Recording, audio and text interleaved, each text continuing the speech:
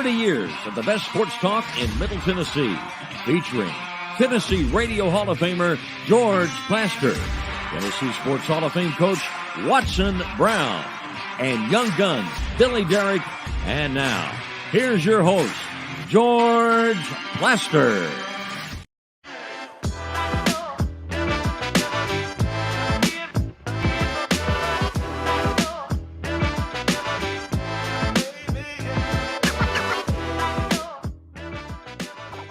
Hello again, everybody. Welcome in.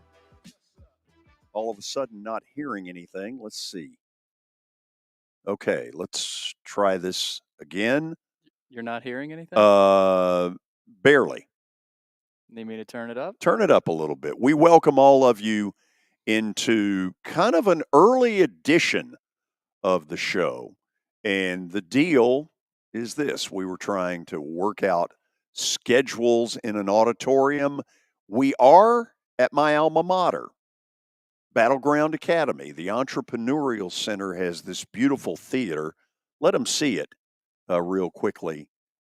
Empty at the moment, but it will be full of kids here in about 30 minutes when we get the real Football Friday stuff going. So we're a little backwards today, but let's start with what we normally start our show with, and that is Terry McCormick's Daily Titans Update, brought to you by Lori Burnett Leland.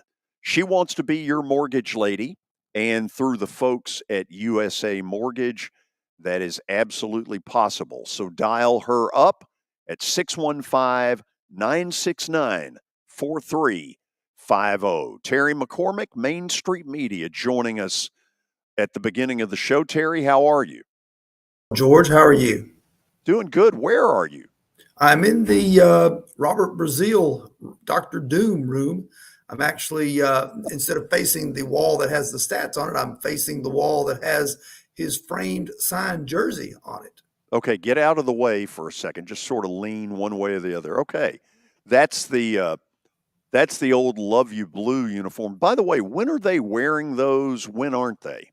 They will wear them twice. They're going to wear them on the 29th of October when they host the Atlanta Falcons after they get back from London and have their bye week. And then they're going to wear them down toward the end of the season when the Houston Texans, of all people, come visiting. I don't think that's a coincidence, George. No, I don't either. By the way, anybody agree with me that uniform behind you, Terry, looks better than anything they've worn since they've been here?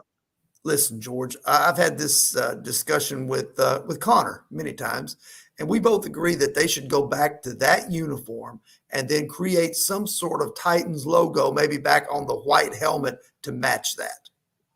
Let's pass that on to Amy. Let's do that. Okay, big game Sunday. Cincinnati, they've got their own injury issues that we have chronicled. Joe Burrow, not that he's iffy, but with the calf, you never know what condition he's going to be in. Terry, what are you hearing on the Titans front?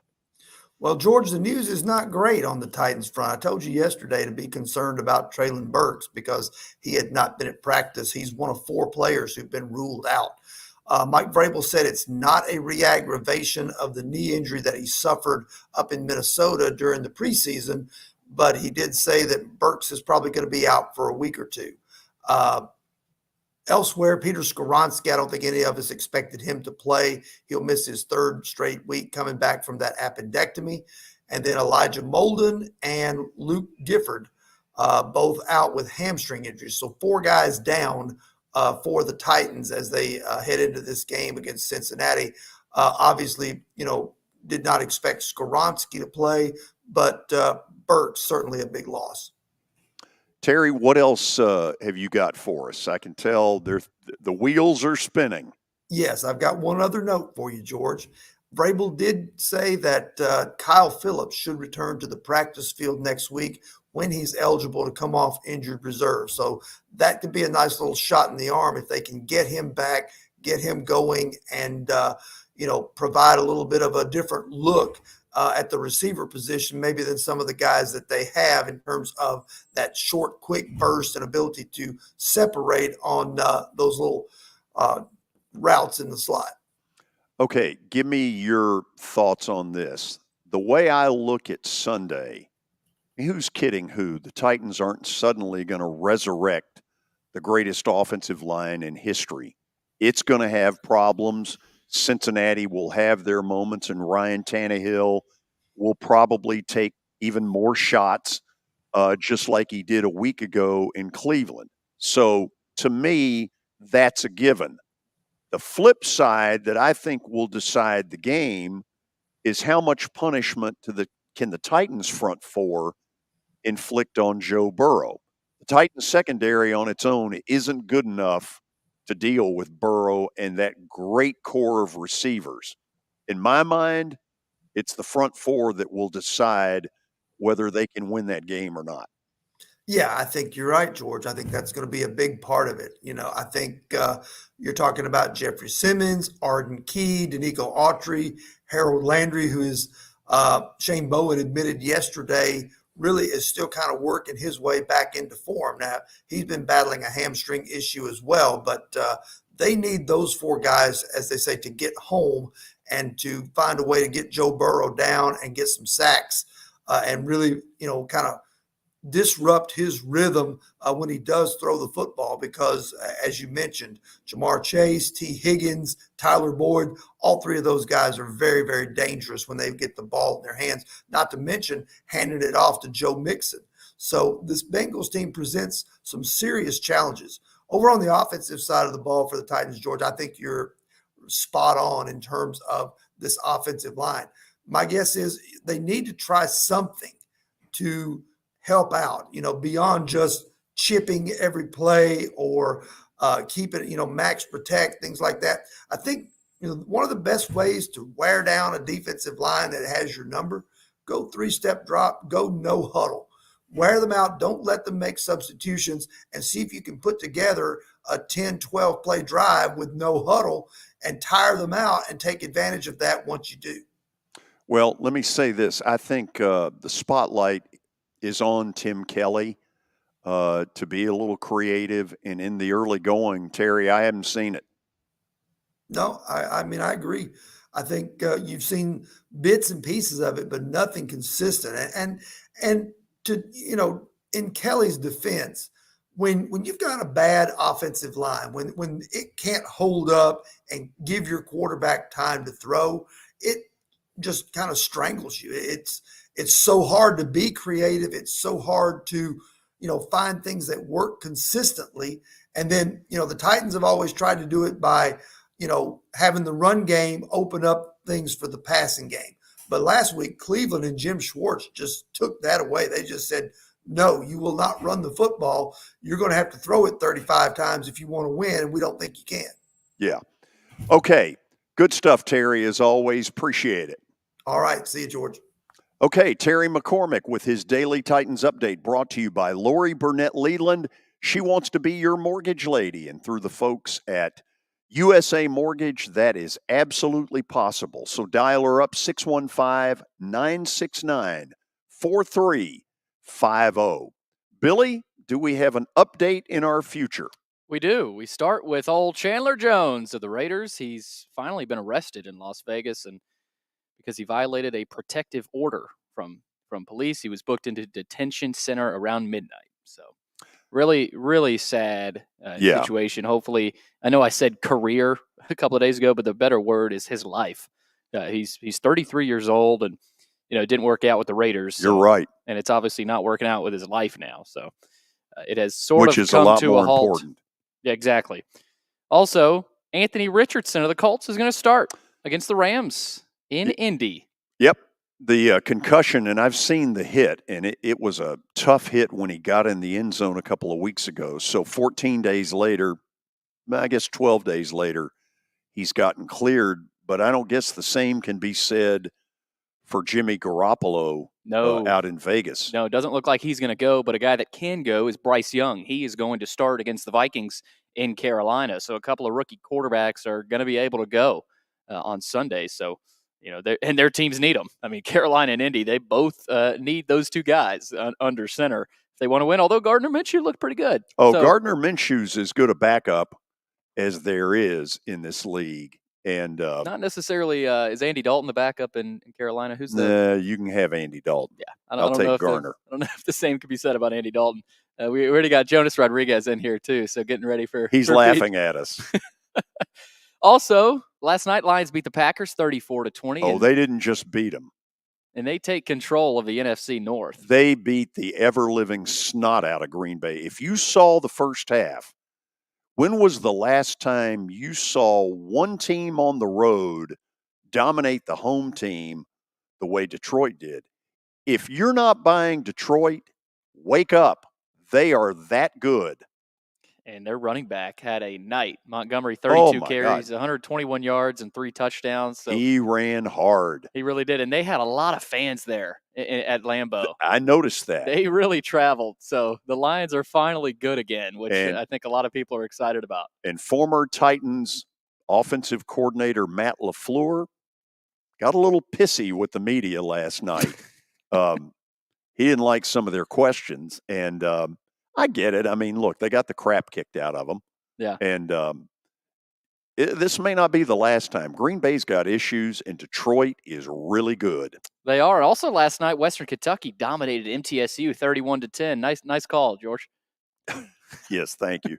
Austin Reed, I'd warned you about him. 297 yards and a couple of touchdowns. He's got an NFL receiver on that team as well. And the kid at middle, and I can't pronounce his name. Vadiato. Nick Vadiato. He didn't play as well as I thought he would. No, and Kelly was right about the Hilltoppers defense. They were bringing good. some heat. They were bringing pressure. Great slate tonight. Louisville at NC State, 6 o'clock. Tough game. Louisville under Jeff Brom is going to get there. Jeff Brom is basically the Brom family is the first family of Louisville football. Mm-hmm. And that guy can dial it up offensively. They're going to score points under Jeff Brom. He's got a quarterback. He brought a quarterback over that is really talented. So we'll see if they can prove it tonight on the road. Tough atmosphere in Raleigh. Ranked matchup, Utah at Oregon State. And the Beavs are favored by 4 at 8 o'clock on FS1. So Oregon State can prove themselves as well. So Pac-12 at dark tonight. This is the first time Utah's had to go on the road for anything. Yeah, it's going to be tough. We'll see if Rising can go. So I think it's up in the air. They may need him tonight. Yeah. Oregon State, in spite of the loss at Washington State, is really good. And even though I can't say his name, DJ Ungalele. Ungalele. Yeah, whatever. He's making Clemson staff look stupid because they've gone out there and put an offense together for him, and he looks very comfortable. He looks really comfortable. I think a bigger problem for Clemson, Oregon State looks like they've got better receivers. And Clemson just hasn't, there's no T. Higgins, there's no Amari Rodgers. They don't have any more receivers. So I think that was a big problem as well. Also, Cincinnati at BYU, it's a pick 'em tonight. That's a good one, 9:15, the late kick tonight. So that'll be good. Also, in baseball, Braves beat the Cubs 5-3, and they clinch home field throughout the playoffs after the sweep of the Cubbies.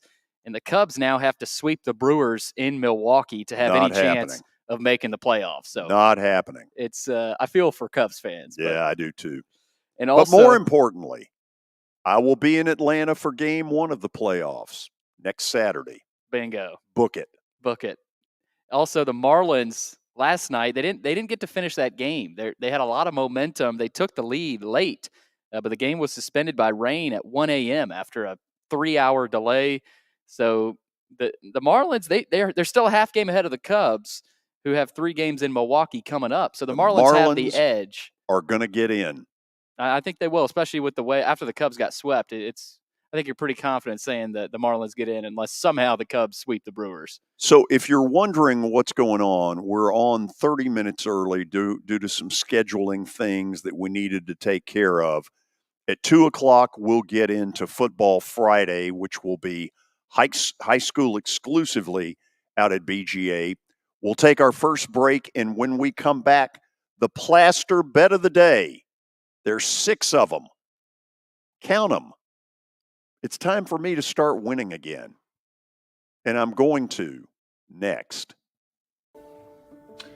It was the most horrible experience that any mother could ever go through. I knew that I needed to get help. My friend, she immediately said, "You need to call Bart Durham." And you guys were there within an hour. You guys are like family for us. Yeah, sure is nice to connect with the people that you're doing your best to help.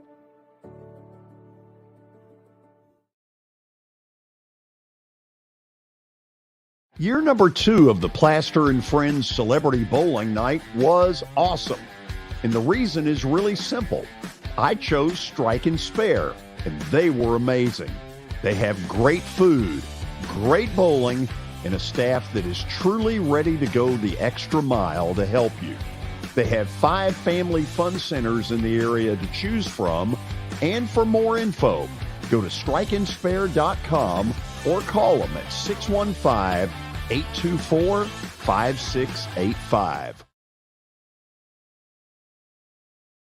As the trusted premier custom home builder in Middle Tennessee, Donnelly Timmons has over 20 years of experience in the industry. Whether you're looking to build your dream home or renovate your current home, their team will ensure that every client and every remodel is unique, luxurious, and completed on time within budget. Founders Dustin Timmons and Joey Donnelly have over 25 years of construction experience in the Nashville area. Together, they have completed projects in Forest Hills, Oak Hill, Green Hills, Franklin, and Brentwood. Dustin and Joey believe that communication is the most important aspect of all construction projects. Therefore, they personally manage each project themselves and are involved in job site activities on a daily basis. Their commitment to quality and integrity has earned them an outstanding reputation among their clients. Contact them to set an appointment for a free consultation or to view some of their completed projects. Give them a call at 615-456-7983 or log on to DonnellyTimmons.com. I'm Watson Brown. I'm Kelly Holcomb. I'm Billy Derrick. We're the George Plaster Show. We've been Nashville's best sports talk for the last 30 years. And you know what? We still are. Catch us live weekdays from 2 to 4 p.m. Central Time in Nashville on YouTube, Twitter, and Facebook. Also, the podcast version is available on Spotify and Apple Podcasts. Looking for more than just awards and trophies? Southern Trophy House is your one-stop solution. For over 60 years, their team has created lasting impressions with a personalized touch. From embroidery to screen-printed apparel to corporate awards, signs, and name badges, they have everything you need to keep your brand shining bright.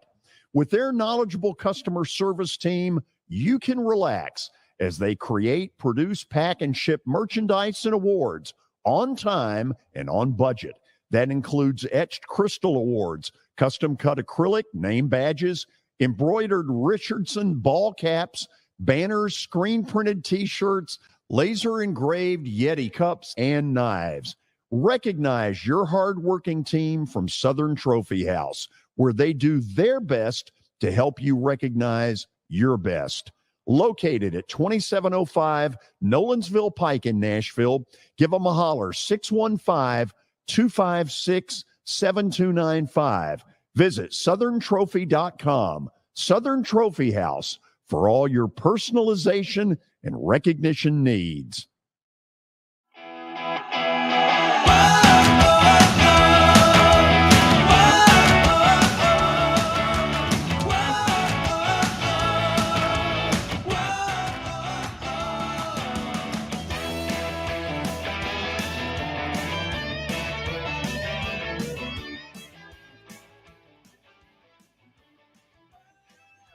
Okay, so it's time for the Plaster Bets of the Day, which normally we do at the end of the show, but we've had to sort of shift things around a little bit. So are you going to tell everybody who I went with last night? Yeah, let's check it out. Oh, Blue Green Raiders Bay. and Green Bay both lost. Yeah. It's a tough one last night. Okay, so we're going to rally quickly. I've got 4 college games and 2 pro games. Tonight, late, if you stay up late, pretty good matchup out west. BYU was good enough 2 weeks ago to go to Arkansas and win 1.5-point dog at home against Cincinnati. Mm-hmm. This is a gut shot. I'm going BYU. Okay. Don't ask me why. Game number 2.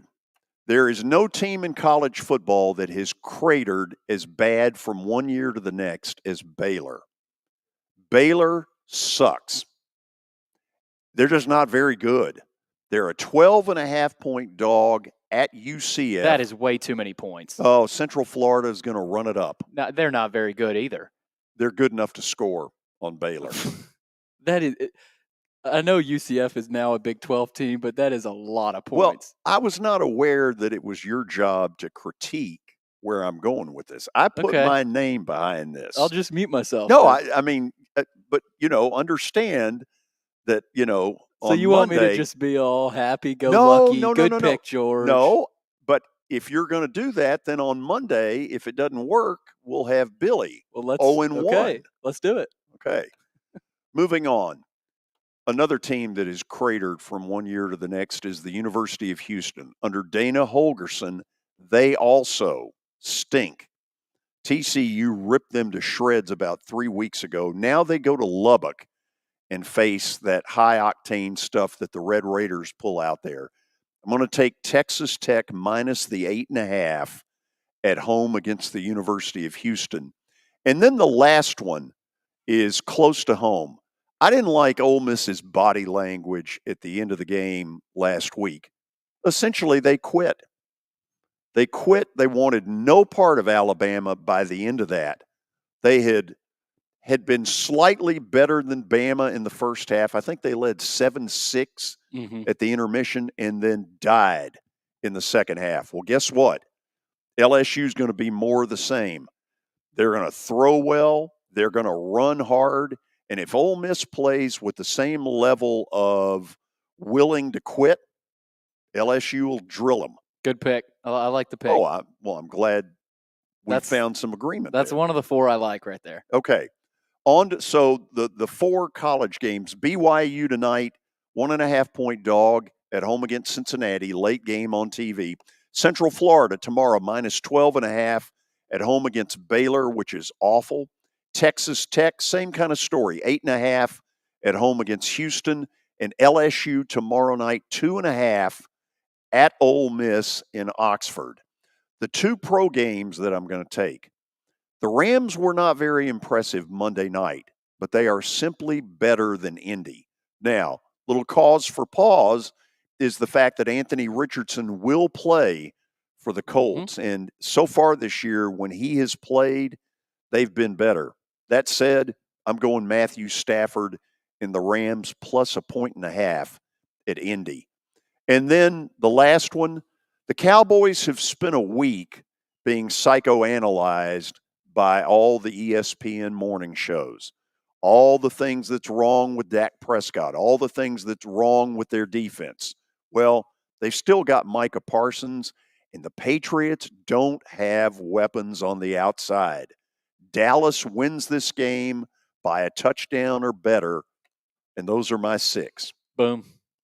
I like the NFL. The college, I don't know about the Baylor pick, but I'll say yes to the NFL picks. Have you watched Baylor? Have you watched UCF? Yeah. They haven't looked like the 85 Bears either. I just think it's way too many points against a Baylor team. Yeah, they're not good, but 12.5 is a lot. Okay. I've put a little circle behind it.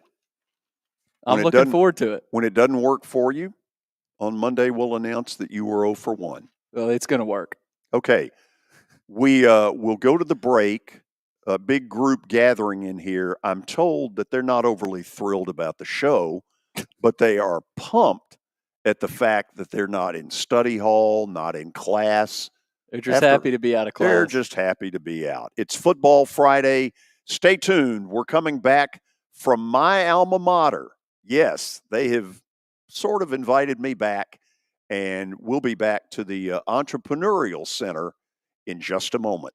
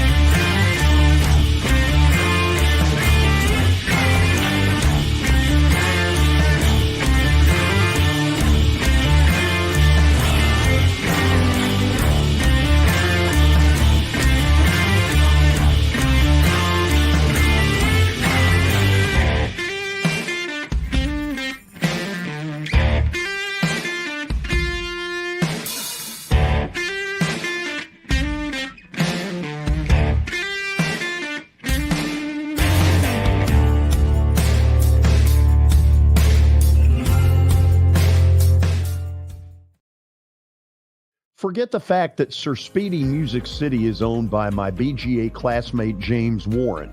Their work stands on its own merit. James and his staff do incredible work, as evidenced by the huge banners at the Plaster and Friends Celebrity Bowling Night. If you're looking for quality to help your marketing and business communications, and you want it at a reasonable price, these are your folks. Call them at 615-832-9511 or go to print at sirspeedymusiccity.com. And be sure to tell them Plaz sent you. Family owned and operated for more than 2 decades, Alaco Fine Wood Floors is Nashville and Middle Tennessee's choice for premium quality hardwood floors. Since 1995, Jimmy Alaco and his army of employees have embodied the approach of taking pride in one's craft and providing superior customer service, growing from a one-man shop to a team of 23 professionals who share the founder's passion for quality craftsmanship and customer satisfaction.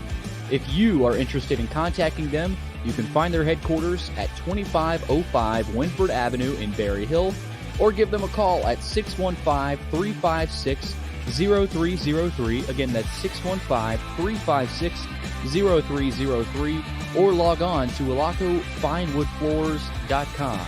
Alaco Fine Wood Floors, serving Middle Tennessee's hardwood flooring needs since 1995. You can't see the sights without the sounds. From the crack of the bat to the roar of the crowd and everything in between, discover what Hit City has to offer. Spend your nights cheering on the Nashville Sounds at First Horizon Park with giveaways, fireworks shows, theme weekends, and more. Single game tickets are on sale now. Visit NashvilleSounds.com to claim your seat today. For over 35 years, Wilson Bank & Trust has been committed to providing customized banking solutions to help individuals, families, and businesses in Tennessee achieve their goals. As your full-service community bank, we are proud to offer loans with competitive rates, local decision-making, and fast, friendly service from our experienced lenders. No matter where you are on your financial journey, Wilson Bank & Trust is ready to help you take the next step. Visit your nearest Wilson Bank & Trust office or online at wilsonbank.com to get started today. Member FDIC, Equal Housing Lender. Welcome to the high school edition of Football Friday, brought to you in part by Josh Houston and Associates. One source, one company. By the Metro Nashville Police Department. Apply today at mnpd.com. By Southern Trophy House. Visit their showroom at 2705 Nolensville Pike. And by Star Physical Therapy. Committed to serve. Now let's head to the gridiron with George Plaster and Billy Derrick, a high school edition of Football Friday. And we welcome all of you to my alma mater, Battleground Academy. Yeah, y'all can cheer your alma mater. The Entrepreneurial Center is where we're doing the show. Billy, let them see another look at this beautiful facility. This thing Beautiful. opened about 3 years ago, and pretty good chunk of change to get that done. Yeah, I would expect so. There's a balcony. There's a second level. This is a beautiful place. The plaster bathrooms are off to the left and the right, and it's a little different than the BGA I went to, which was in downtown Franklin. That facility, gosh, closed up, I want to say about 20 years ago. Really? Yeah. So let's find out before we get to the coaching part of this. At BGA, you're either a Greer or a Plato for a series of athletic competitions, that kind of thing. So how many Greers have we got in here? Yeah. Nice.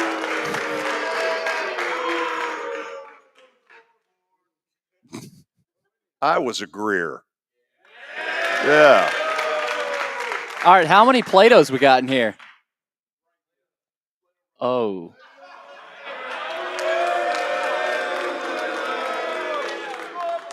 You bunch of wimps. I saw a group that didn't want to raise their hand at the beginning and then you all in the middle back there. It took them a while. So, yeah, a lot of grumbling back there. So the deal was back then, and I don't know if they do it now. Do they do a quiz bowl as part of it? I absolutely kicked butt in the quiz bowl because I answered every sports question. And so that got me in. Were there any athletic activities involved in this? Not that I ever excelled in, no. Okay. Anyway, let's see if this is true. Clap if this is the truth. You're not that interested in the show. You're just glad to be out of class. Okay, you wanted that to be low, right? No, I want the truth. Let's hear it. Wow. I don't believe that for a minute. However, there is spirit on this campus. Let's prove it. You all welcome your football coach, Jonas Rodriguez.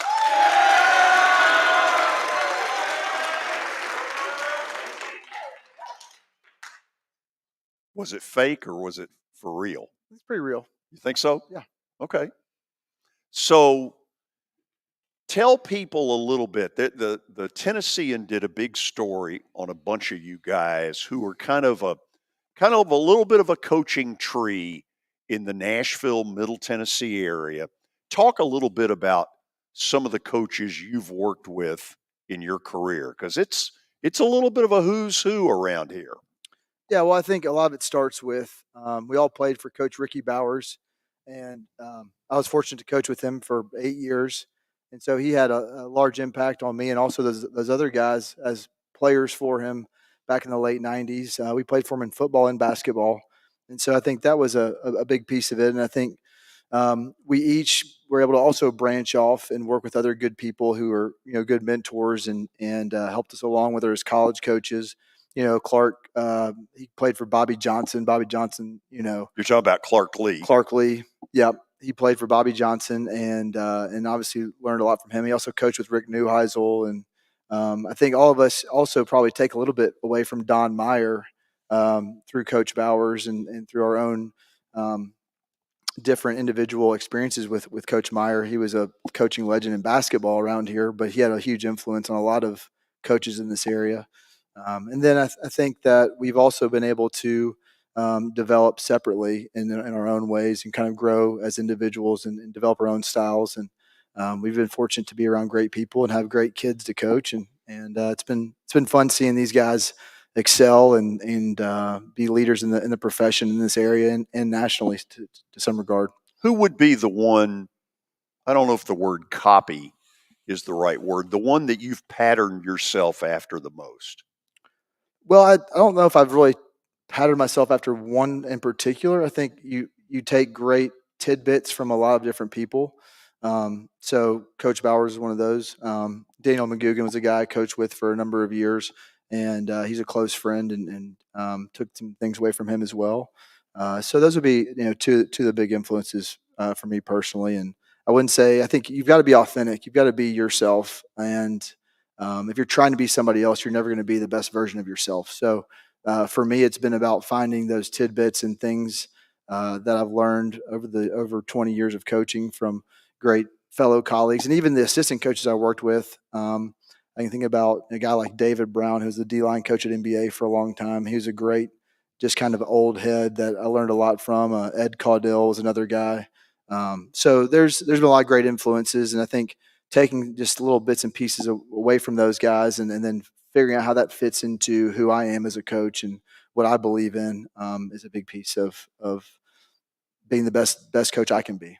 So when I was their age, and I know one of them back there is going, good Lord, how long ago was that?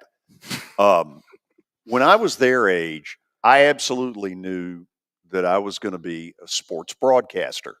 Now, at the time, I thought it would be more in the play-by-play world, and early in my career it was, and then it kind of morphed off into the sports talk business. But when you were their age, did you know you wanted to be a football coach? No, I didn't. I did know I loved athletics. Athletics has been a big piece of my life from as long as I can remember. And then I guess through good fortune, I've kind of found myself in coaching. When I was graduating college, I knew I wanted to do something in athletics. I thought I was going to go to law school. I actually took an LSAT course, took the LSAT, did well enough probably to get into a institution, but at the heart of it, I just didn't fall in love with the idea of law school. And so I was teaching and coaching at FRA at the time. This is back in 2004, 2005. And whoa. Hold on. If you're going to boo FRA, put a little spirit behind it. Yeah, okay. Better. And so I remember I had this like pivotal moment in my life where I was sitting at my computer. This is the fall of 2005. I'm filling out a law school application for the University of Georgia. One of my best college friends was going to go there. He's from Atlanta. And I thought, okay, it'd be fun to go to law school with my friend Chad and study law and go in the law profession and hopefully kind of work myself into some kind of sports avenue through law. I knew I wanted to be in sports, and I thought the law was going to be the way to go. And I'm sitting there filling out the application. I fill out all the easy parts and name, address, all that stuff. I get to the part where to write essays. Oh, and yeah, not good. Yeah. And so I get that essay part. I'm like, I'm not really feeling this right now. And so I closed my laptop and I put it to the side and said, that's for another day.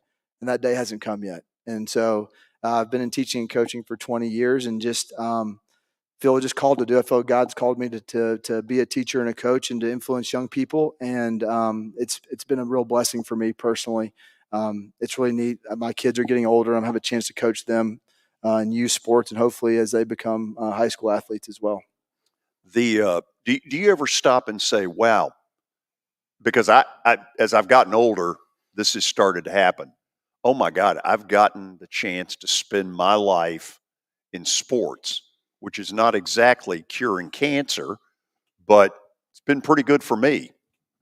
Yeah, I think it's an incredible blessing to be able to incorporate something that was really influential in me developing as a person and taking that and helping use that as a way to develop these young men and some before and hopefully many after.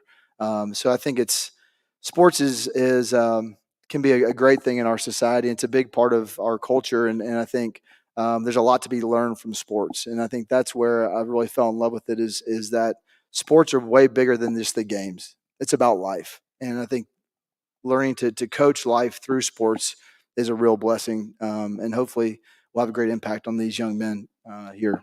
So what I remember from 40 plus years ago, teachers were not either Greers or Platos, correct? Well, I don't know about 40 years ago, but now they are. Really? What are you? Plato.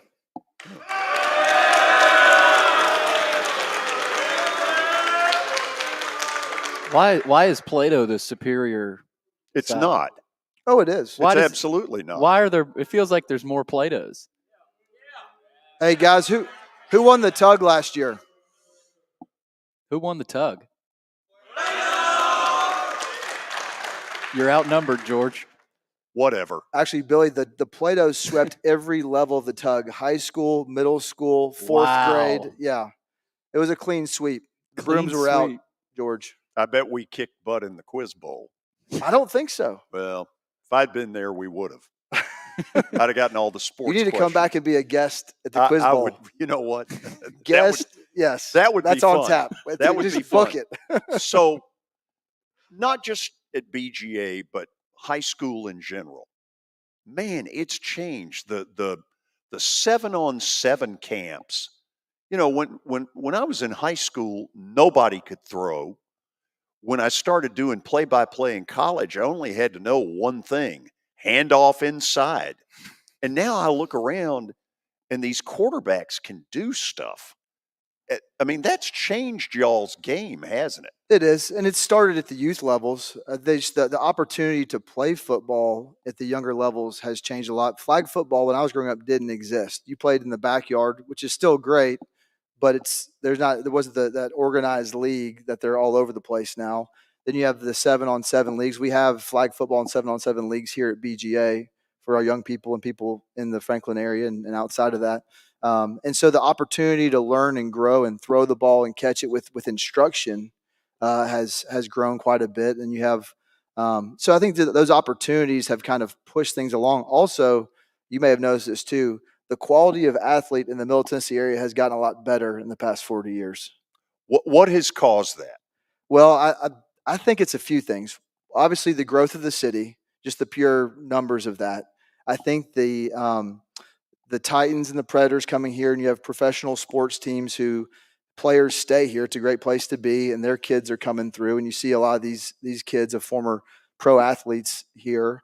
And then I think that it's just an appealing place to live. So it's kind of a confluence of a number of things. But I mean, even since the past 20, 25 years from when I was playing, I've seen it change quite a bit, and there's just a whole nother level of talent in this area. And you can see it in the college recruiting rankings too. I think this area is getting a lot of different publicity for the depth of recruiting. You see a lot more schools come in this area to recruit because of that depth of talent. You know, when the Titans first got here, and now think about this, this is 25 years ago. They actually had an offensive line at that point. Wow. No reaction to that whatsoever. They had I was going to go. They had a quarterback, but I'm not going to go that far. Okay. That was ugly. But back then, the big thing you would hear as because Nashville was about to take a vote, an NFL vote yes referendum, either vote yes or vote no, and it passed, and that's how the Oilers came here. But the big thing that used to get thrown at me, because back then in 1997, 98, we were really the only sports talk going on WTN. Mm-hmm. And I used to hear this all the time. It'll ruin high school athletics. It won't get any coverage whatsoever. And the truth is, it's been totally the opposite. The TV stations do the Friday night shows with the highlights, radio stations carry games. That line of bull that got put out there 25 years ago was just that. It was a load of bull. Yeah, I totally agree. Well, the Titans have been a big supporter of high school athletics. They sponsored the Mr. Football Awards. Right. We actually won the contest for the Fireball Friday Game of the Week, which the Titans are involved in. So T-Rack's going to be here tonight. Not to one up you, George. T-Rack's going to be here. And a couple of Titans. I'm not sure if it's Derrick Henry and Jeffrey Simmons, but hold on. Let's do a little poll. Those of you who would rather have T-Rack on campus, let's hear from you. Yeah, what's the other option? It's me. You or T-Rack, right? Me or T-Rack? Me.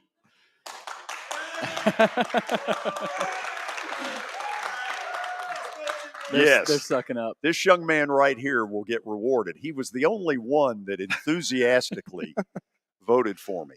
So T-Rack, thank you. That's a cousin. So T-Rack will be here tonight. T-Rack will be here. Boy, I tell that's you, confirmed. that's riveting. So if I ask your team, because clearly there wasn't a big vote of confidence for me, so let's try this. Are y'all going to win tonight?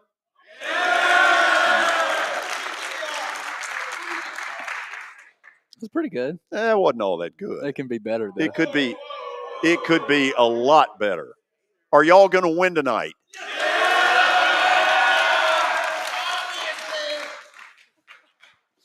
Obviously. I heard that.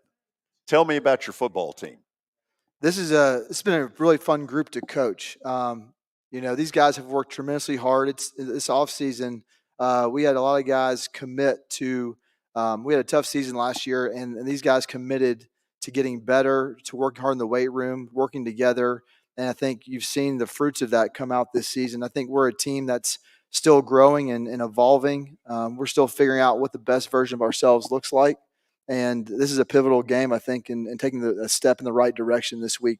This is a big region game for us. We've had two very competitive games with them the past 2 years. And so I think I'm excited to see these guys come out tonight. But they've been a pleasure to coach. They're hard workers. And I think they are excited about playing. They've had a great week of practice this week. I think that's an important piece in playing well is to practice well, and they've done that. So I'm excited to see how they come out tonight with what kind of energy we have. Tell me about the opponent. The opponent's got a good football team. They're led by their running back, who's one of the leaders in the mid-state in rushing. His name's Elijah Robb. He's been a 3-year starter for them. He probably played some as a freshman as well. And he's a load to tackle. He's got good balance, good vision, and when he gets downhill, it can be a real problem. So they've built their offense around him this year. Defensively, they're a blitzing defense. They're going to blitz pretty much every play, and they're going to try to disrupt the offense and get you in tough situations. Second and long, third and long, and so we've got to stay ahead of the chains and try to keep that blitz from affecting us too much. 7:00 tonight. 7:00 here, Guffey Brown Stadium. It's homecoming. Homecoming. It's just an excuse to get out of class. It's a pretty good excuse, though. Other than this young man in the front row who has an excellent attitude. He's probably a Greer, too. Oh. Wow. Okay, well, I'll say this. This has been fun coming back. Gosh, there are so many memories for me of this school. Best student, not anywhere close. Good athlete, not anywhere close. But nobody loved this place more than I did, and it is fun to come back here and see the growth, see this building. Holy cow. Yeah, this is good stuff. It's amazing. Mm-hmm. If we had had this, I might have stayed. If they let you. Just said, I'm not going to go to Vandy. I'll just stay here. Jonas, thank you for doing this. Thank you very much. Appreciate it. Thanks, George. Okay, we'll go to the break, and then when we come back, the police officers will join us, and they may well arrest all the Platos. Stay tuned. Looking for more than just awards and trophies? Southern Trophy House is your one-stop solution. For over 60 years, their team has created lasting impressions with a personalized touch. From embroidery to screen-printed apparel to corporate awards, signs, and name badges, they have everything you need to keep your brand shining bright. With their knowledgeable customer service team, you can relax as they create, produce, pack, and ship merchandise and awards on time and on budget. That includes etched crystal awards, custom-cut acrylic, name badges, embroidered Richardson ball caps, banners, screen-printed T-shirts, laser-engraved Yeti cups, and knives. Recognize your hard-working team from Southern Trophy House, where they do their best to help you recognize your best. Located at 2705 Nolensville Pike in Nashville, give them a holler, 615-256-7295. Visit southerntrophy.com. Southern Trophy House, for all your personalization and recognition needs. Star Physical Therapy was established in 1997 with one great mission: to serve.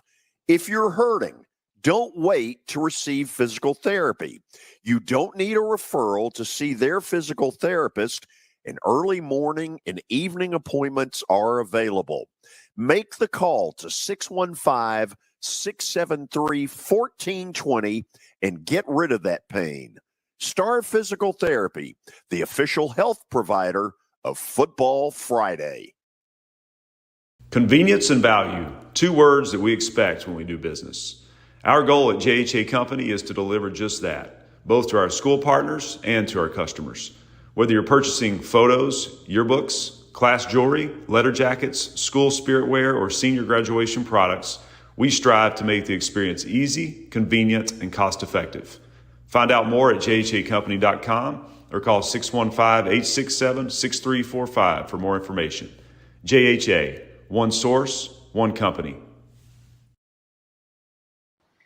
All right, I'm here with my buddy Chip Ward from Lincoln Home Loans. And Chip, it's football season, and it feels like it's moving season every time of the year, especially here in Nashville. Tell us about your business, Chip, and kind of introduce people to who you are and what you do here in the Nashville area. Well, you're exactly right, Billy. It is definitely moving season, as it is most times, especially right here after Labor Day. Kids are back in school, and people are starting to think they want to get settled in before the holidays. And so what we are doing is right now we are getting a lot of people pre-approved for home loans. Inventory has ticked up a little bit. You know, it has been down, but it's rebounding a little bit. And right now is a good time to buy. Chip, real quick before I let you go, tell people how they can reach you. And if someone is interested in your business, how would they reach out to you? Well, sure. At Lincoln Home Loans, you can reach me at 615-500-7579. My URL for my application page is chipward.net, and my email address is simply chip@chipward.net. And so I'd love to hear from anybody. I can answer any questions about the whole home buying and financing process.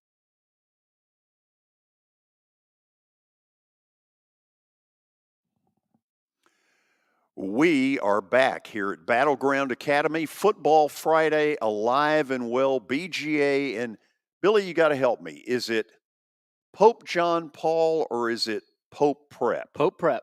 Okay. Yep. I want to say it right. Yeah, they made the switch, I think, a couple years ago, maybe 3 years ago. So, yeah, Pope Prep. Okay. As most of you know, the Metro Nashville Police Department, a big sponsor of what we're doing with Football Friday.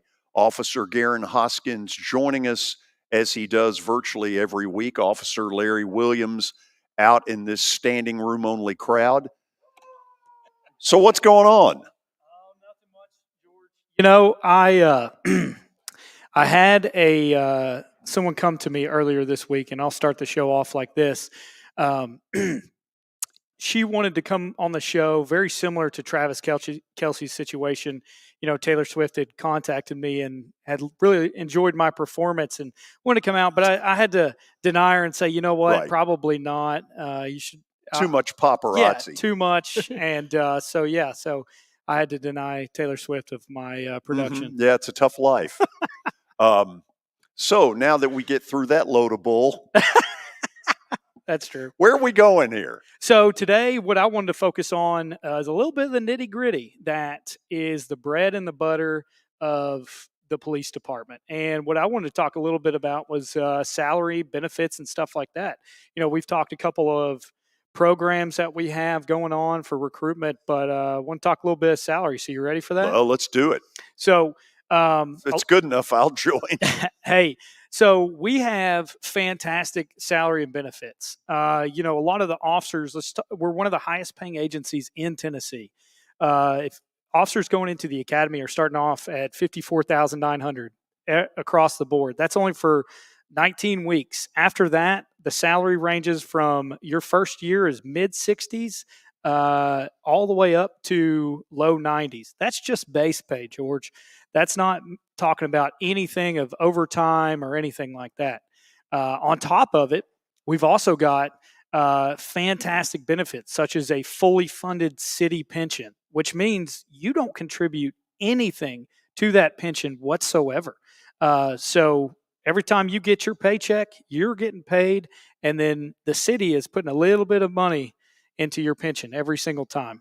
Not to mention health, dental, vision. I have 3 kids and a wife, and I That's pay. important. That is very important. Family is very important, but you know, the pension system, the benefits that I have cover all of my family, puts food on the table, allows me to purchase cars, homes, and everything. And again, like I said, we're one of the highest paying agencies in Tennessee. Okay, and that sort of debunks the old myth that used to be out there that not only are you risking your life, but you're not getting paid particularly well for it. Who has led that charge? Because there was a time where that was true. And now, based on the numbers you're throwing out there, it's not. It isn't, and I think over this time, it's come with different mayors, and every mayor has tried to make it a little better for the city. And as we've talked about several times on the show, the city has grown exponentially, Middle Tennessee, and you know you're going to need your vital resources, fire, EMS, police, and stuff. And to get good officers and get good people, you've got to be able to pay a well-talented individual a fair wage to do their job. And I know you have referenced a few times in the past about you know, the Covenant school shooting and everything, and it was absolutely horrible. But the nation saw the department's training and saw those average everyday officers going in and doing what they do best. And that level of training you got to pay for, and you get good people, that you get a good response from officers that protect and serve their community. And that's my job and Officer Williams' job, to go out and find these good people. Garen, I think what it's done, and you tell me if you disagree, but I think there's been a new emphasis, a new spotlight put on police in this city, because I think most reasonable people know that if our police department had not been as good as they were, what was a terrible tragedy would have been times, who knows, times 10. Absolutely. And one thing I like going back to when we're talking about salary and benefits and paying for that training and paying for well-qualified individuals is our laterals come in, and, you know, they're officers from somewhere else. They come over to our department. They go through a short training process. They're coming in at mid-70s. And to small departments out there, I mean, mid-70s is like a $25,000, $30,000 difference. And when you're paying that kind of money, you're getting well qualified individuals. After further training, they're paid correctly. They feel good about their pay. They can go home. Now, that has continued to improve every year on mayor and mayor and mayor as we've gone. And we just are about to have a new mayor, Freddie O'Connell. And I hope that trend continues, because, again, we're searching for good officers and we're finding them. And I think a fair wage for good training is common sense. Okay, let's do this. There are a lot of people over the weekend that will sample this product and hear what you've said. We have had terrific Friday numbers. Even I, as stupid as I am to the new technology, has been able to see all this. So lay it out there. If somebody's out there, whether they're a high school student, whether they're in another career, but have always had this in mind, what is the first step toward what you're talking about? Simple step. You can go to www.joinmnpd.com. Again, that's joinmnpd.com. Or if you're out there in the public and you see a Metro Nashville police officer, you go to them and you walk up and talk to them. Ask them about their job. Ask about their salary. Ask about their benefits. Ask about what it's like in a daily life of a police officer. And I think you're going to be really intrigued by that, because, you know, I was always the type person, especially after 9/11, I didn't want to work in an office type environment. I wanted to be out. I'm adventurous. I was always that young man out in the woods and just exploring. And now I get to be a grown man doing a job, protecting and serving my community, and just being outside and being in the public and getting paid to do good things for people. And I love that about this job. You guys have done it well. Thanks as always for the visit. Thanks, George. Officer Garen Hoskins joining us here at our broadcast site, as well as Officer Larry Williams, who has been on from time to time. So, Billy, we shift gears a little bit. You want to move over where they can see you? I can. You can? Okay. Then let's shift gears a tad. Well, I got to move the camera first. Okay. Well, let's work on that, because in a moment we're going to find out about the players to watch here in week number, and I think I'm right. Is this number 7?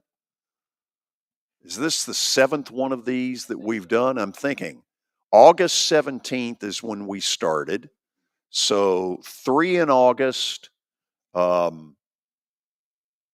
more. So this is number 7, which is hard to believe. So I'll get in a little closer. You might want to move a little this way. And let's talk here in a moment about players to watch, because what's starting to happen is that we've got a lot of the playoff berths are now on the line. All of a sudden, there's some clear-cut things that decide who's going where in the playoffs. Who are we watching tonight? Well, George, we are watching first from Baylor, Max LeBlanc. He's a tight end at Baylor, Canadian, in the class of 2024. He's 6'4", 225 pounds. So this kid is a big kid. He's a big-time talent here in the state. He's actually committed to play for Ohio State, 4-star in this class, and he's got a big rivalry game tonight against McCallie in Chattanooga. And we will get into that game a little bit more when George Robinson checks in with us here in a couple of minutes. Also, Jalen Thompson, cornerback from Riverdale, 6 foot, 173 pounds. He's committed to Michigan State. He had other offers from Tennessee, Georgia, and Michigan, and he is a big-time candidate for Mr. Football. So one of the better corners in the state. And we've got a couple of other corners. The cornerback position is a big theme today. We're going to go now to Marcellus Barnes from McCallie. Obviously, he, I'm sure, will be matched up occasionally with Max LeBlanc, that tight end. I'm not sure if he's a slot corner, but that'll be a good matchup.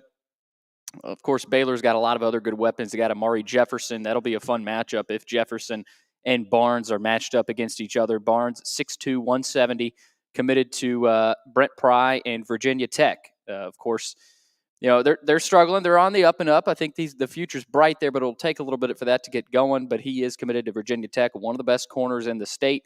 Big game tonight against Baylor. And to close it out, Andre Evans from CPA, 4-star defensive back, committed to LSU, and Brian Kelly. So he is a big-time talent. He's also a track and field sprinter, and he is an impact player on both sides of the ball. He's also a really good offensive player as well. So as good as he is defensively, he is phenomenal on the offensive side as well. So, those are your players to watch. Billy, what's interesting, admittedly, this is all ancient medieval history, but in my day and time of growing up in high school football, you didn't have to worry about whether your corners were any good or not, because nobody threw the ball. Exactly. Yeah, quarterbacks couldn't throw. That's where these 7-on-7 camps have so totally changed what's going on the high school level. Yeah. You see some pretty sophisticated throwing games that are out there, and it blows my mind. Yep. Yeah. And Jonas said it starts at the youth level. So, a lot of talent, of course, George, as we've talked about, and a lot of talent in those games tonight. And that actually brings us to George Robinson, who joins us now. George, thanks for checking in. As always, another big night of high school football here in the Mid-State. And we are going to start with this one right here, Davidson Academy and FRA. Davidson Academy, 6-0. FRA, 6-0. Davidson Academy is coming off a big-time win, dominant win. FRA is coming off of a dominant win. There's a lot to get into in this game. DA beat Pope Prep, and they're averaging offensively George, 37 points per game. Oh, I've seen them firsthand. And I know. And they're led by head coach Jonathan Quinn, former NFL quarterback. They are 6-time state champs, and they've got a very good quarterback of their own, Knox Roberts. And for FRA, they're led by former NFL offensive lineman Justin Geisinger. So, I mean, the stars are all over the place tonight. FRA is averaging 52 points per game. I mean, their numbers have been ridiculous, George. So what are you looking for in this matchup? This might be the game of the year so far. Yeah, it could very well be. Well, first of all, you guys are hearing me okay? Yeah. Yes, sir. We got you. Okay, good job. Yeah, I mean, like you said, you got NFL coaches on both sides of the field in this game. You got really good players. FRA obviously with Ty Clark and Logan Kennard as their quarterback. Davidson Academy's got Knox Roberts, who's been playing lights out this year. He's got around 1,400 yards through 6 games. These two teams, and certainly when you look at this middle region, I think most people would agree that it probably is going to go through CPA. But man, Davidson Academy, FRA, I mean, this is going to be absolute dogfight down the stretch, and we're already starting to hit the stretch run of this high school regular season, going into week 7. These two teams have been on a collision course all year, and tonight we finally get to see which team sort of steps up and steps up in that moment. It was hard to pick a winner from this this particular game. But, I'm going to go with FRA just because I like what they're doing offensively. I think they've been on a roll this season offensively. I wouldn't put it past Davidson Academy to pull out a win as well. But I don't want to kind of straddle the fence on this one. I do like FRA to pull this one out. I think it's going to be close, though. All right, up next, another good one. Hillsboro at Nolensville, 2 5-1 teams. The Burros are coming off a shutout win, 35-0 over James Lawson last week, and they're led by head coach Anthony Brown, who was promoted from defensive coordinator before this season. So a young head coach, but has that team headed in the right direction. And the Knights, they're coming off a close, tough, brutal loss last week at Centennial. Great game, low-scoring game, but so they got to get up off the mat. They're led by head coach Paul Derrick. Got to give credit to him, my cousin. So he's done a good job with that program. But George, what do you shameless? What do you see in this one?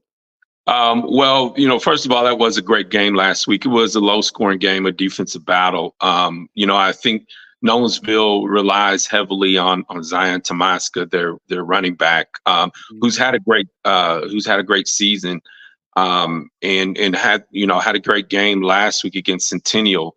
I would like to see probably a little bit more balance out of Nolensville. They came into that game last week undefeated, and ended up losing that game to Centennial. But they're still in a good position. This is a big game. I think Hillsboro on the flip side is having sort of a resurgent season this year. What their coaching staff has been able to do, this season. I think Nolensville probably poses a different sort of matchup for Hillsboro. I think Nolensville's defense is really good. They held a really good Centennial team to really 14 points. Offensively, I think Centennial hit that last second or that field goal in the final seconds to pull that one out. So I have this. I'm probably picking against the grain on this one. I think Hillsboro gets it done. I would like I said, I would like to see a little bit more balance out of Nolensville's offense and see if they can find somebody other than Zion Tomaska to kind of carry the load. So I like Hillsboro in this game, actually. Interesting. All right, third one on the docket, Mount Juliet at Antioch. Another interesting matchup. Golden Bears are undefeated, 6-0, 4-0 in the region, and they're coming off a massive win, 47-23 at Wilson Central, led by head coach Trey Perry. Antioch's 3-3. but they're undefeated in region play. They're 3-0 in the region, so they've started off hot, and they're coming off a big one-score victory over Stewart's Creek, and they're looking for their third straight win. So Antioch trying to stay hot, and Mount Juliet trying to stay undefeated. Who you got here? Well, you talk about, well, first of all, let's give credit where credit's due. Mount Juliet's been playing well all year.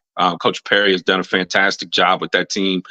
Tyler Travers continues to really play well, their quarterback. But I have to give a lot of love to Antioch. This is a program that hadn't won a game the previous 2 seasons. I think they had maybe 1 win in the past 6 seasons. Wow. And here they are with 3 wins. They haven't had 3 wins since 2016, and they're in the first place in their region. I mean, to be able to turn that program around as quickly as that coaching staff has been absolutely amazing. And we've, at the Tennessean, we've just marveled at how well they played this year. Remember a few weeks ago they beat Cane Ridge. And that was the first time they had beaten Cane Ridge in 10 years. So, they're sort of checking off all the boxes right now. And now I don't have them winning this game. I think Mount Juliet is too good of a team, and offensively and defensively with John Michael Crudup as the running back. I think Mount Juliet's too much for Antioch. But man, I have to say, Antioch has an opportunity to get in the playoffs, and that's something that I don't think anybody would have ever thought coming into this season. So kudos to Antioch for getting that thing turned around and really playing really good football this year. All right, this is the last graphic I've got, but I've got an extra game I want to ask you about after this one. Pope Prep at BGA. The Knights have struggled this year. They're 2-4. But 2-2 in the region, so they're doing okay in the region so far, and they're coming off a loss at Davidson Academy last week, as we mentioned earlier. The Wildcats are sitting at 500. They need this one tonight, right? You don't want to go 0-3 in the region, and they're coming off a 51-0 win over Hunters Lane last week, so they got some confidence under their belt. Can Jonas Rodriguez get it done tonight? Well, that's his hope. There's certainly, BGA is an interesting team. They have, quite a bit of talent, particularly with Arnett Hayes at wide receiver. He's been, he's been really good this year. I think the key for BGA is how they're going to play defensively because, Pope hasn't had a great season this year, but man, they got a stud in Elijah Robb. And that guy had over 200 yards rushing last week. He's got over 1,000 yards rushing through 6 games already this year. That's a tough matchup for BGA. They're going to have to. I don't know if you want to, put 8 men in the box against Elijah Robb to make sure that you kind of hold him in check. That may be the way that BGA kind of handles this game. You certainly don't want Elijah Robb to, kind of run up and down the field on you. Certainly you're going to be exhausted by the fourth quarter trying to tackle that kid. But I think, with the Tennesseans sports writers, we were kind of split, with our prediction for this game. I have BGA pulling that one out in a close one. I think it'll be a game that is that's a 3-point game. Actually, I think it'll be decided by maybe a field goal, kind of like the Centennial Jonesville game was last week. So, that's a pretty exciting game as well.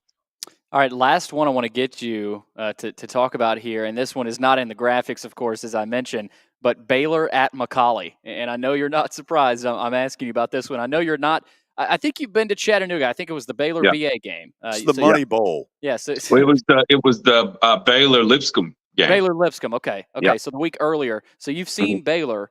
Not sure if you've seen McCallie. McCallie is unbelievable. Right. They're 6-0, but Baylor's 5-1. So both teams have really good quarterbacks. Whit Muschamp with the Red Raiders, the son of Will Muschamp, and then Jeremy St. Hilaire.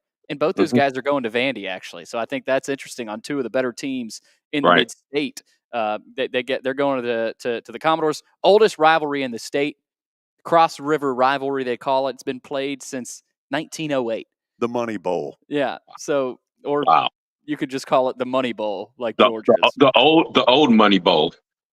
You got that right. What are you looking at here? Because I'm looking forward to watching some of this one if I can. Yeah. Yeah. Well, you got stars all over the field. I mean, that's essentially the first thing that pops up in my mind when you talk about Baylor and McCallie. You mentioned Whit Muschamp, Amari Jefferson, who's the Alabama commit, is Baylor's wide receiver. McCallie's got like you said, St. Hilaire as their quarterback. They got a great defense. Carson Gentle on their defensive front is absolutely fantastic. There's a lot of star power, a lot of Division I caliber athletes in this game. People have struggled. I thought Brentwood Academy actually played Baylor very, very well last week. I thought George McIntyre was able to do some things offensively against them, but Baylor's so tough. That Ohio State tight end that the kid that's going to Ohio State, Max LeBlanc. He's probably the best tight end. He's probably the best tight end in the state. He's big. He's physical. He's athletic. He can catch. I think he leads the team in touchdown receptions with 8, and that's with Amari Jefferson on the team. So there's just a lot of star power in that game. It's going to be, to me, it's probably that's probably the region. Certainly the region championship. I think Lipscomb Academy, it would be hard pressed for Lipscomb Academy to kind of catch either one of those two teams. So that's a fantastic matchup. We've known that Division II, AAA in that East region it was going to be a dogfight all year. I think we probably were a little disappointed with Brentwood Academy's record at this point. Lipscomb Academy has struggled at times. They've had a really difficult schedule. So it really has sort of been a 2-team race with Baylor and McCallie. So, I think a lot of people are looking forward to that matchup. And I wish I could be on the NFHS network to watch it. But I'll be at Franklin for their game against Brentwood tonight. George, really appreciate all the info. Great stuff, as is the case every week. Thank you, and we'll see you again next Friday. Thank you, guys. Thanks, do. George. See you next week. George Robinson from the Tennessean, covering high school football, not only for the newspaper, but for us as well. After the break, our Star Physical Therapy Health Moment. Stuff you need to know. Parents need to know. We need to know. Stay with us. Looking for more than just awards and trophies? Southern Trophy House is your one-stop solution. For over 60 years, their team has created lasting impressions with a personalized touch. From embroidery to screen-printed apparel to corporate awards, signs, and name badges, they have everything you need to keep your brand shining bright. With their knowledgeable customer service team, you can relax as they create, produce, pack, and ship merchandise and awards on time and on budget. That includes etched crystal awards, custom-cut acrylic name badges, embroidered Richardson ball caps, banners, screen-printed T-shirts, laser-engraved Yeti cups, and knives. Recognize your hard-working team from Southern Trophy House, where they do their best to help you recognize your best. Located at 2705 Nolensville Pike in Nashville, give them a holler, 615-256-7295. Visit southerntrophy.com. Southern Trophy House, for all your personalization and recognition needs.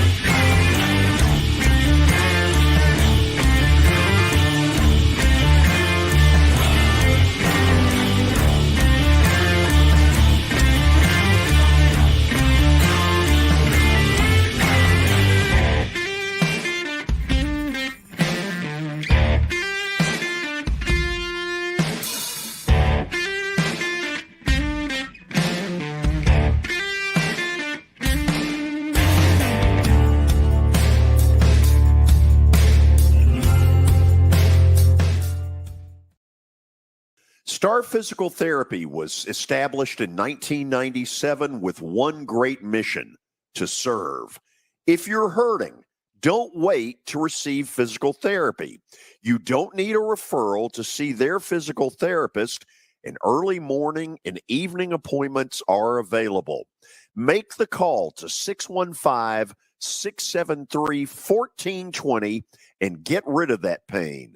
Star Physical Therapy, the official health provider of Football Friday. Okay, it's time now for our Star Physical Therapy health moment. Lauren Baez, and I hope I've said her last name correctly, is the head trainer at Father Ryan. Lauren, did I come close? You're close, Bays. Oh, I apologize. It's okay. Thank you. Thank you. You can blame it on me, Lauren. I It's okay, completely Billy. forgot. No problem. Lauren, tell me where we're going today, because I know there are 3 big letters that mean something here. We would like to discuss what AEDs are, what they're for, and why they are so important in timing during a cardiac event. And this is all stuff that has really gotten a lot more spotlight after what happened with Damar Hamlin at the start of the new year. But it seems like for what he went through, that there's a new emphasis on this. Yeah, there is. I think people are much more aware of what AEDs are for and why, there's a lot of places that don't have them that should, and why there's a time frame to have that AED on a person who has an episode of either a cardiac arrest or what Damar had, which was a episode of commotio cordis. He wouldn't be with us today if all of that stuff wasn't in that stadium that night, would we? No, he would not be. No, it's commotio cordis. If that is not treated within like less than 3 minutes, the likelihood of survival is minimal. There's a study that showed if an AED is applied within 1 minute of that hit, it's a 100% survival. But after 2 minutes, it's 80%. So it's a very quick decline if the AED is not found and put on that person experiencing that episode. So the whole world of defibrillators, and I hope I say all this right.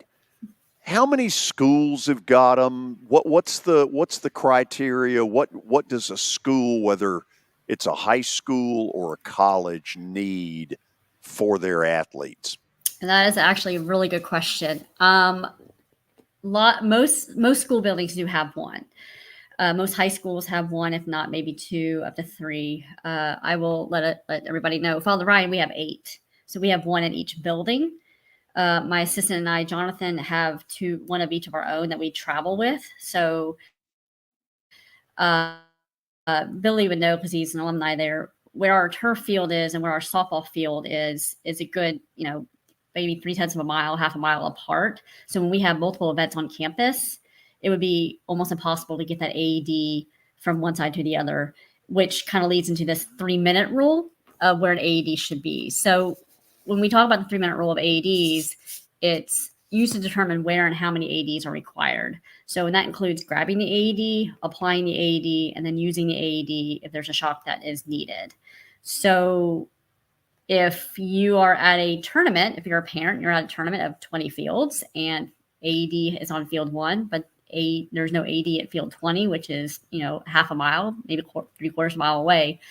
That time is not within 3 minutes of the episode occurring to the shock. And that's where survival rate goes down immensely. Wow, I had never heard it this graphic. It's all about 180 seconds, 3 minutes. Mm-hmm. Yes, it's very quick. And that's why, it's funny because when we talk about Damar Hamlin, and there's a lot of colleagues of mine, and I saw that live as much as everybody else did in the world, and a lot of athletic trainers. And that is how quick, they were on him very quickly. It was within, I think, maybe 20, 30 seconds before, he got that shock. but that's an unusual time. I mean, they have everything at their disposal. You go to events, middle schools, elementary schools who have, or just Pee-wee tournaments, and there's no AED or high medical personnel available. Wow, that is some sobering stuff right there. Lauren, any final thought you want to give a parent going to a game tonight? Yes, I think, and this is not just for parents, this is administrators, tournament directors, and coaches. Take note where your AED is, and if there's needs to be more, ask. How do you get to financial aid for that? But you need to ask where they are and who's in charge of getting it and who's in charge of administering it. And that's the biggest thing that people need to understand about what AEDs can do for anybody that experiences any kind of cardiac episode. Lauren Bays is the head trainer at Father Ryan. Lauren, can't thank you enough. Some terrific information. Thanks, Lauren. Well, thank you for having me. Thank you. And that health moment brought to you through the good folks at Star Physical Therapy. Kelly Ziegler was my contact to begin all this. And when I laid out what it was we wanted, we could not have come out of it better. We have gotten terrific information that in some cases I hope has helped somebody because this is very important stuff. Yeah, and it's been a really cool showcase of the skill set of a lot of these trainers. I mean, they've got a ton of experience, and they're well trained, to be a trainer. I mean, it's not just a year of school. I mean, this is a lot of work that it takes. So it's been cool to get an inside look at that. Each week, the folks at Southern Trophy House sponsor our Football Friday Player of the Week. Billy, who was that football player of the week? Did I catch you off guard a little bit? Yes, you did. Okay. By the way, let me say this while we're fumbling around here for a second. If you're looking for the 3 o'clock hour, today, what normally would be our 3 o'clock content began at 1:30. So if you're watching this live and you want things like Terry McCormick's Daily Titans Update, our thoughts on the Titans game, our plaster bets of the weekend, and there are 6 of them that we have released, go back to the start, which will be at 1:30 Nashville time. And that's not something we're going to do a lot of, but today it needed to happen to coincide with some scheduling that BGA had in this beautiful entrepreneurial center and the theater that we're in. This theater seats over 500, and it's got an upper deck in it that is absolutely beautiful. So we are thrilled to be here. Thank BGA for the opportunity to come out. And Billy, do you want to go to the break first? I can't find the player of the week, George. I had it down. I can't find it. I'm looking for it. So okay, we'll go to our final break and then tell you what we're going to do on Monday. Stick around. Convenience and value, 2 words that we expect when we do business. Our goal at JHA Company is to deliver just that, both to our school partners and to our customers. Whether you're purchasing photos, yearbooks, class jewelry, letter jackets, school spirit wear, or senior graduation products, we strive to make the experience easy, convenient, and cost-effective. Find out more at jhacompany.com or call 615-867-6345 for more information. JHA, one source, one company.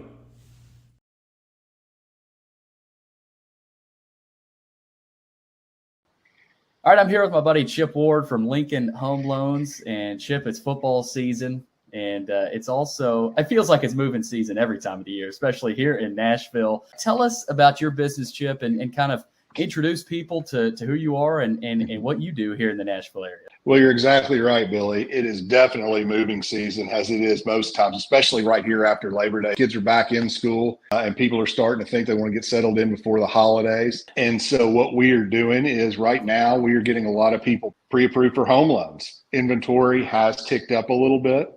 It has been down, but it's rebounding a little bit. And right now is a good time to buy.